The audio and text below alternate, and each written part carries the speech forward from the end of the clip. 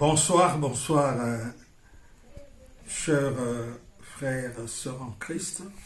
To pesumini sombote na kombo na Yesu Christo. To yeka na cadre ya émission na biso, na cadre ya formation na biso. To sepeli, to sambela. Kolo to lobi merci pour la grâce. Oyo tozui liboso na yo. Na poko ya mokola lelo vendredi, le 12 juin 2026. To mi kabina maboko no nzambe solo na biso l'accès biso mabomba bina yo na komona Yesu Kristo bon libongo. Amen. Ok, to pesi nzambe merci pour na bolamu na ye, merci pour na grâce wa sali biso pour na kokoba lisusu na malakisi na biso.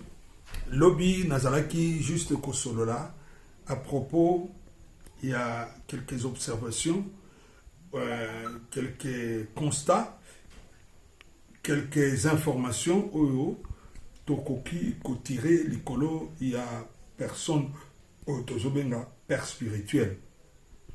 Alors na premier constat tolobaki observation tolobaki que on ne bâtit pas un ministère avec un neveu, mais on bâtit un ministère avec un fils. Après ça, déjà explication.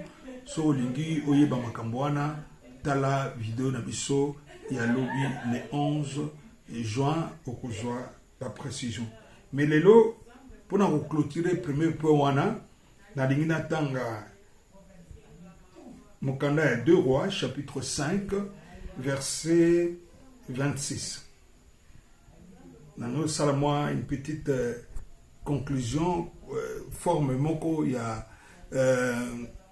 y a constateur conseil à propos il y a Makambo Toloba qui bâtit un ministère avec un fils et non avec un neveu. Mais Élisée lui dit, mon esprit n'était pas absent lorsque cet homme a quitté son char pour venir à ta rencontre. Est-ce le temps de prendre de l'argent et de prendre des vêtements, puis des oliviers, de vignes, de brebis, de bœufs, de serviteurs et de servantes? La lèpre de Naaman s'attachera à toi et à ta postérité pour toujours.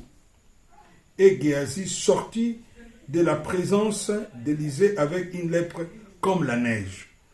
Awana linerbanini. Sokoza mwana, il faut ça la boye.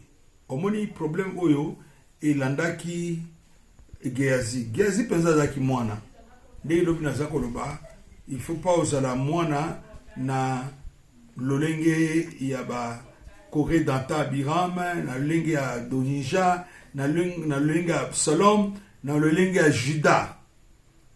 Mais osala penza mwana oyo aza non seulement fils légitime, mais aza fils par lolenge na ye ya kozala, par loyauté na ye, aza fils par sa reconnaissance na paternité oyo azo dépendre d'ango, aza fils par sa fidélité au père, par sa disponibilité à rendre service à son père, à honorer le père, à considérer le père, ainsi de suite. Alors, à moi, conseil mouké, parce que l'habitant est ici là qui, fallait qu'il a chuté par ça, pour un point liboso. Dans la que un fils, vraiment, Aza Mouta mérité à bâtir ensemble ministère na pernae na laksaki bana ya prophète ndengenini bazwa ki initiative ya makambo ya musala ya papa na bango. Normalement un fils c'est que industrie soki botali na mukanda ya tanga na mukanda ya Acte chapitre 19 je crois au avancement moke kuna na kotanga ngosima moke ndenge nini bazolobela Démétrius oyo tanga monaki entreprise na bango ezalaki menacée par Paul. Tant Paul a commis, a gagné presque quasi mobimba. Na évangile à faire convaincre Batu. Alors Démétrius a sangisi bazaki ba offert donc Batu bazaki na métier moko na ya sangisi bango ba tiemo bulu na kati ya mboka pour na ko défendre musala na bango le but aipsi bande konabi. Vous savez que cette entreprise, notre bien-être dépend de cette entreprise. Et notre entreprise est en train de mourir à cause de ce monsieur-là, ce Paul qui prêche, qui dit que les dieux faits de main des hommes ne sont pas des dieux. Maintenant, nous allons faire quoi? Alors, nous devons défendre cette cause parce que notre bien-être en dépend. Un fils sait que ministère et à papa naïe, ministère et à papa naïe. J'insiste là-dessus. C'est parmi Makamboyo bien-être Nezouta. Un vrai fils. C'est pourquoi il défend le ministère de son père. Alors, au moment dit, erreur, fils Mingi, quoi na erreur oyo, malheureusement, Géazi a quoi qui n'a kati. Ce n'était pas un projet, un programme. Il y a Papa Naye, prophète Élisée, à maudire Yébongo. Non, Yémoko s'est exposé. À cause de quoi? À cause du matériel. Frères et sœurs, ça c'est un conseil que je vais prodiguer à quelqu'un. C'est à prendre ou à jeter. Lorsque tu es à côté d'un père, suis-moi très bien. Lorsque tu es à côté des pères, ne considère pas les matériels. Si tu fais cette erreur-là, de considérer les matériels, tu deviendras un jour un neveu. Et tu vas t'exposer. Et pardon, parce que nous avons fait sa prédication na lingala, la prédication peut en français et banda ko salema mais na lingite que na troublé bande comme sous. Donc ça l'effort ce aux moana, il faut ça l'effort que autant la matérialité. Parce que makambo ya ba matériel ezaka makambo ya temps et demandaka temps. Soko bouki principe wana en tout cas comme un un jour. Vous savez par exemple il y a qui Lot Akabwana na Abraham. C'était des questions, des questions d'ordre matériel. Ce qui Lot vraiment kokaki komona, kokaki kotala nani Abraham loko la source à bénédiction nae. Kotala Abraham loko la père nae. Kotala Abraham loko la fondation nae. Akokaki te koluka kokabwana na Abraham.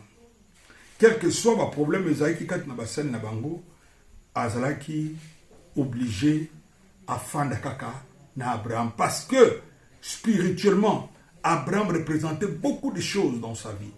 Mais malheureusement, pour des questions matérielles, Lot a décidé qu'il y a kabwana na Abraham.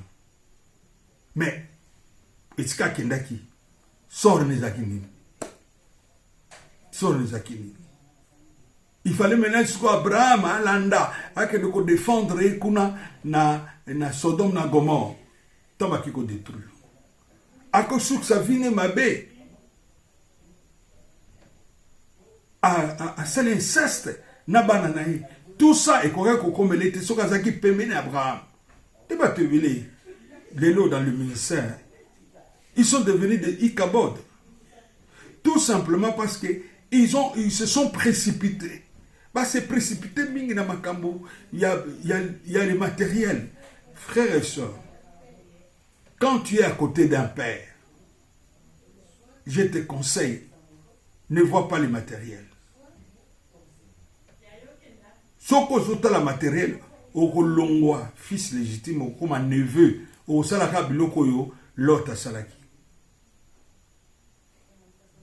Elisa bandi ko ebisaye. Et c'est le temps de prendre des brebis, de l'argent, de tout ça. C'est pas encore le temps. Ils ont temps en côté. Comment est-ce que tu précipites? Yango moni lelo batumingi dans le ministère makamuna bango zo bebaka parce que baza pressé. Alinka ka zo mutuka lelo. Alinka ka moni lokola ba musoazo ba veste kusakana te. Alinka ala ta montre la chaka lelo. Alinka muto yo zo mona lati veste wana. To muto zo mona lati montre wana. To muto zo mona zo salba voyage wana. To muto mona za na passeport. Ko kanisa te ka comme na passeport onka lelo. Non. Oui, les gens battent mususu. Départ famille ou babimi na kati. Une famille peut-être nanti baza bonaboé na babilo mususu. Oui, ça ne lui a pas coûté beaucoup de temps. Mais en tout cas avec expérience on a eu sabino qui na kata makamuna nzambe. Eza biloko mususu. Quel que soit banga nzambe na yo. Quel que soit la prière au salaka. Quel que soit ndengo zo salela nzambe. Biloko wana nzamba ko pesa ka yo kaka après un temps. Ezamba temps moko boye nzamba ko doser yo nzamba ko doser yo te parce que o mérité te mais nzamba ko doser yo pour à travailler malamu de façon que biloko wana kabolo na yete tala mutu lokola Élysée tanga zaki na Eli o wana ne zolinga ezala image na kata mutu na yo tala Élysée tanga zaki na Eli Élysée batuniye sengange eloko nyonso lingi na pesa ya vana kende Élysée linga senga peut-être bien matériel il y a parce que Élie n'était pas n'importe qui il avait toute une école donc